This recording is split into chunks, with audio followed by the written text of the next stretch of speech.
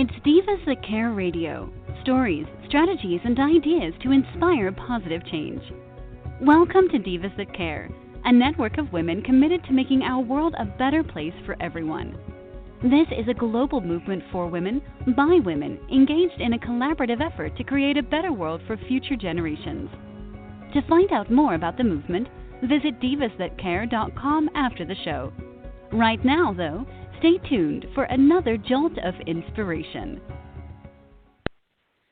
Well, hello, everyone, and welcome back to the Divas That Care. My name is Candace Gish, and I am the founder of the Divas That Care and the host of this particular program that we're doing today. You know what? I'm so excited to be doing this show today. I have an amazing guest coming onto the program. We have been playing, I would say, phone tag for quite a while here to get her on our program, and I'm excited because, you know what, this amazing woman is so inspirational. You know, she's really she's a change maker out there, and she's making a difference, and you know what, we always love having women like that on our program, so I'm excited to have her and to learn all about her with all of you today. If this is your very first time tuning into the Divas That Care, you know, a big welcome. Our program has been running now for 10 years, and it's because of all of our amazing listeners around the world that we've continued to do this program. So make sure that you check out all of our hosts at divasthatcare.com. All right. Well, my guest today is Tanya Miller. Welcome to the show, Tanya. Hey, Candace. Hello to the Divas That Care family of networks and awesome women. I'm excited as well. Hey, I figured God had a reason for us to talk now, so it must be on purpose that it took this long. So I'm confident we're going to have a great conversation. I do too. And so thank you so much for your patience and you know, coming onto the program, you know, because I know it's been a while for us communicating, and I'm excited to have you. But, you know, before we kind of dive into what you're doing, Tanya, would you mind sharing with all of our listeners a little bit about yourself? Sure. Well, I better first say it, especially since my anniversary was last week. I was married to my husband last week, 13 years. So I'm married. We are back home in Texas with more of the bulk of our family. What else is there about us? We used to live in Virginia, and we just kind of realized that home was what was calling. And so just wanted to just be back around family. And I can honestly even say I'm grateful for that, because making that decision to come home allowed us to be with some family members that we got on if we were still there. So, yeah, I mean, I could talk about myself for days and more, so feel free to ask me a question. But, yeah, I'm just excited to talk. What am I? There were 8 of us. Now there's 7. But between my mom and dad, there were 4. So I don't want you to be like, "Tell your mom had 8 kids. She birthed all of those." But I don't count any of my half siblings as half. So there were 8 of us. So I come from a very large family. My mom's side of the family is even larger, and we normally get together for holidays. But the elders, they kind of told us that they want us to just make sure we keep safe. So that's one bummer that I have for summer so far. Mm-hmm. But I understand that completely. Yeah, because it's usually at least 100 or more, and so they were just like, we want y'all to be safe, and them, you know, they didn't want, you know, to put themselves in jeopardy as well. So, you know, so we're finding a way to still have a good time and be with friends and family, you know, throughout all of this, and just, you know, just be there for one another. I think if I can say anything else about my intro is that I recognize and even respect even the more togetherness now more than ever. And, you know, it's funny. This is a crazy time that we're all kind of living through, but there's so much coming out of it. And one of the things that I miss my family, and I share that all the time. I miss my mom. You know, my mom lives in the United States. I live up in Canada. And, you know, we try to spend time together. This summer we were supposed to drive down there to visit her and stay with her for, you know, a month. And, you know, I miss that. I miss not being able to go down there. I miss not being able to see my family in Canada. And that's a hard thing, and trying to figure out how to deal with our new norm. It's been a challenge. And I think a lot of people are struggling and trying to figure that out. And, you know, with yourself, you are an amazing author, you're a speaker, but you're a coach too.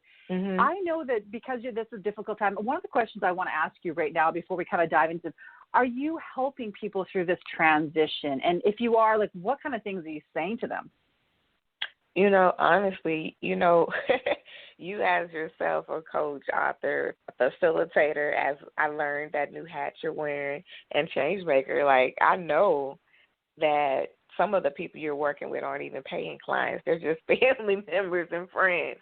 And so, yeah, like, you know, just kind of even, you know, just kind of reminding, you know, individuals that, you know, become anxious very quickly, like, you know, to breathe, take a moment to center yourself, meditate, pray, you know, don't begin to feel claustrophobic, you know, just because you're surrounded by four walls, you know, go for a walk, different things like that. So for sure that, of course, safety, you know, but then also that encouragement, like you said, a lot can be coming out right now. So what is it that you can work on? It doesn't have to be a business. It doesn't have to be a book. It's just something that will keep, though I've definitely had a lot of those conversations too, you know, clients or not. Like, you have to begin to pivot, you know, your understanding and shift your mindset, not from what was, but what it can be and what it's able to.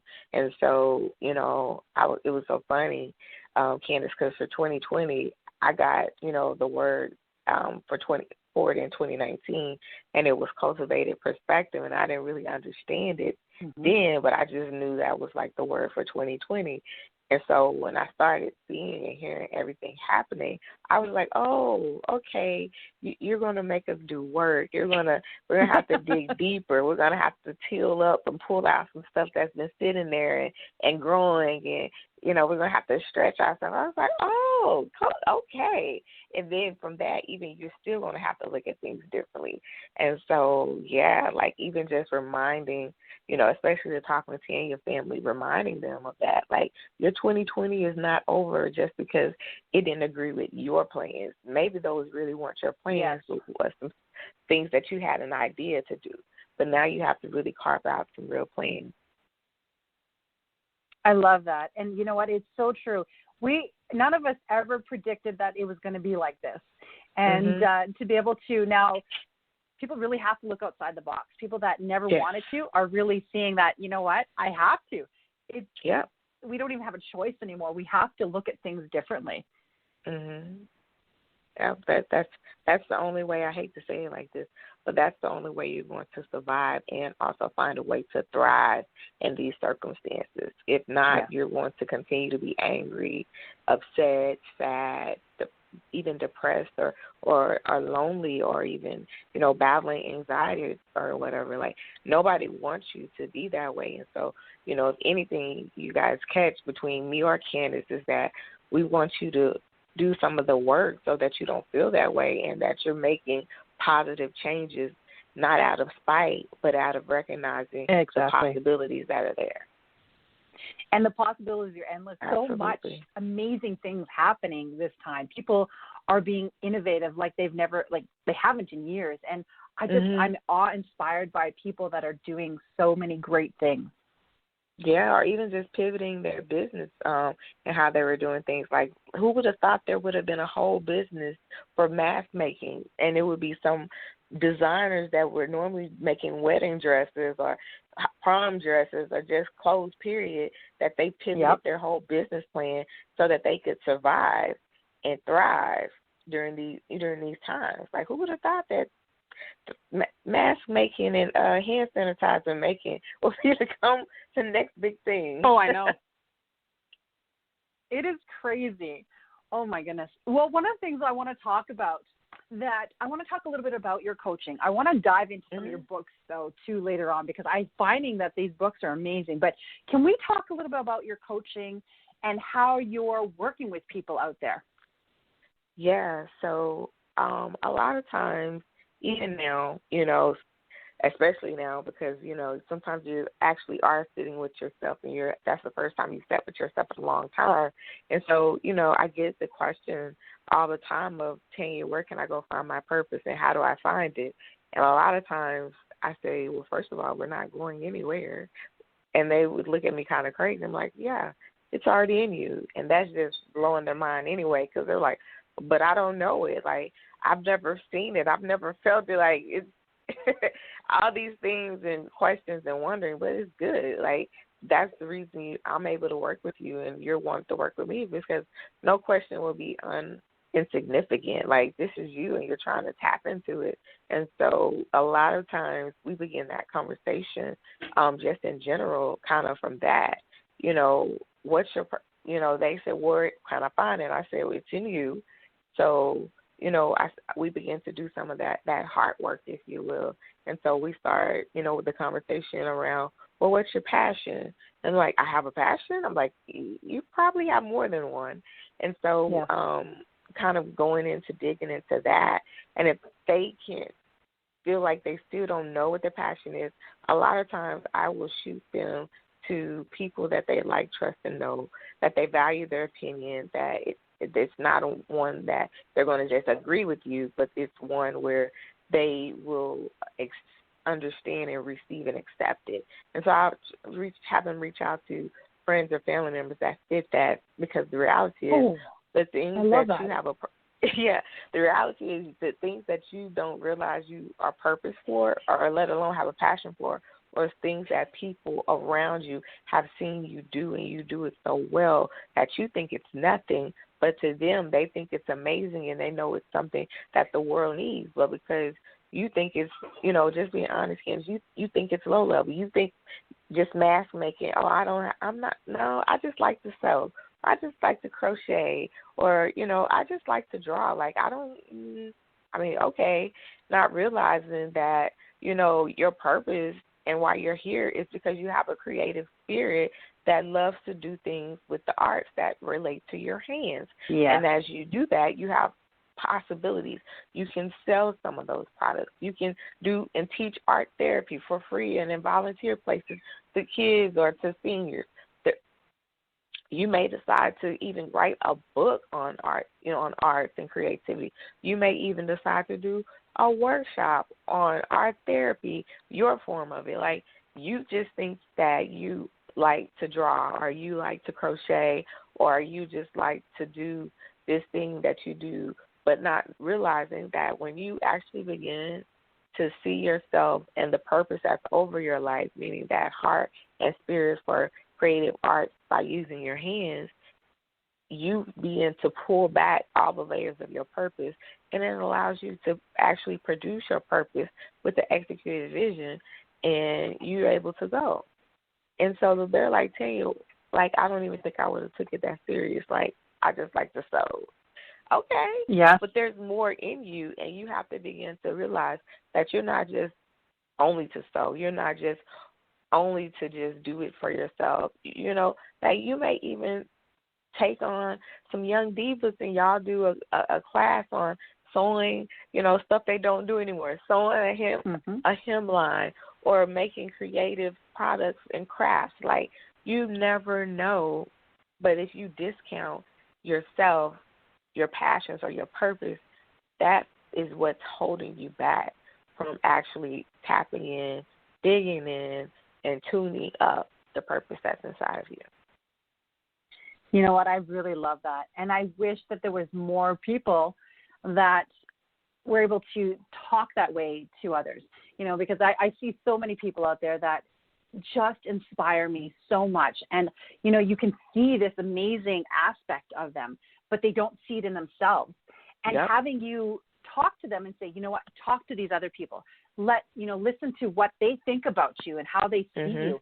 I think it's an amazing thing to do, because I think more people would realize how extraordinary they are if they would just listen to the people around them that see them every day, that are inspired by them every day. Definitely.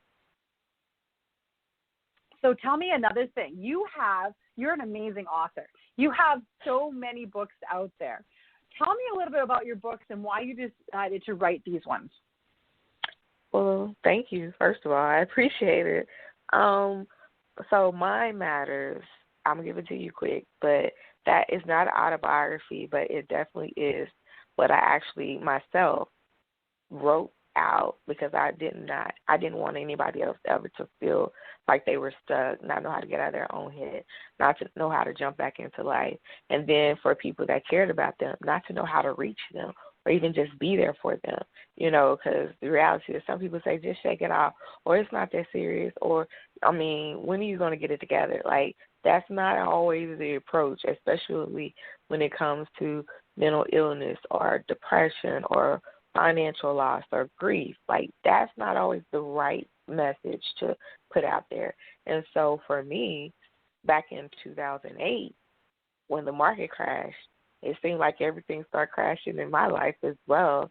Like, I tell people in 7 years, my husband and I went through 6 bouts of unemployment. We went through major financial hardship. I was extremely sick with one of the chronic illnesses that I now know lives in my body. So it was just a lot. And so you can imagine, the self-hate and the frustration and the anger and the sorrow that was deep there. And so I myself said, I can't do this anymore. And I took myself to therapy and I went intensive and we probably met twice a week, like, because so much had happened. I don't know if anybody else is like this or if you're like this, Candace, but so I guess you could say I'm a compartmentalizer because I'm like, okay, we have to keep the main thing. We have to keep the house afloat. We got to take care of this. We got to do that. Yes, I'm going to grieve. I'm just going to grieve a little bit later because, we have to get the program together and the funeral together, And so it was just situation after situation where I was putting my grieving off and no. It never happened because multiple things kept happening. And so when I went through therapy, I actually got back to writing Talk with Ken because I had stopped for a little while. And then, like I said, I started writing to that person that may feel like that and ones that care about them. And so I left it alone. I don't know if I thought I was going to do it as a blog post or anything, but I left it alone for 5 years, and I feel like I got a tap on my shoulder that said, hey, you wrote a book, go get that book, add a journal to it, because people need to hear this. And I was like, are you talking to me? Like, I was like, wait, who, me? But, yeah, and so I put it out 5 years later, published it, did a journal with it, and I just know that people need to hear this. And so that's what I do because, part of life coaching is also understanding that life hits people. It even hits us and helping them to figure out, like, as I say it, the puzzle pieces of life still together after that. Still when the pieces don't feel like they match. Still when literally somebody came and broke your puzzle up and you have to start all over again. I still want to help you to figure that out, nevertheless, in spite of all of that. And so Mind Matters was that first book that I know I was able to do that in book and journal. Oh, I love it. And one of the things that I let our listeners know is that we did put Tanya's books on our Divas That Care bookstore because we wanted to be able to showcase some of the amazing things that she is doing and our other authors out there because, oh my goodness, I'm always inspired when I see what people are doing. And I'm always thankful, too, because I'm very thankful that you did come on our program just so that I can see the things that you're doing. And I would never have been able to see, the books that you've read or you wrote out there so that I could read it myself and, be able to share it with everybody else. So thank you so much for doing that. No, thank you. Like I said, I knew I had to. Like, that was just something I knew I had to do because many people, and I'll just be honest, especially in the minorities communities, therapy is therapy, psychiatric help, getting, meds, any of that, it's a stigma. And so sometimes to break the stigma, you have to talk about it and make it to where it's normal to get that type of help. You know what? I love that. And thank you so much for sharing that, because I'm a very firm believer in that too. There is a lot of stigma in regards to mental health, and it's something that, yes, the conversation is definitely getting out there a lot more than what it was when I was growing up, because, you know, nobody talked about that growing up. And nowadays I'm thankful because, you know, being the mother of 4 daughters, you know, you don't know what life is going to bring, but I'm so thankful that it's a conversation that's out there, so that if people know that it's okay to talk to others, it's okay to get help, you know, because unfortunately the people around us can't always help us. You know, sometimes we need to go somewhere else to have somebody listen to us and help go through those steps. So I love it when people come on our program and share that. So thank you so much. Absolutely. So Tanya, so tell me this: what are some of the things that you have planned for the future? What are the things that you've got planned next for what you're doing? Because I know that you are a very busy woman. You've got so much on your plate. But tell us, what's next for you? Well, definitely, I have a long-awaited project called Motivated Effort that I'm believing to get out by end of year. Just had some hiccups and things, but hopefully getting Motivated Effort out by end of this year.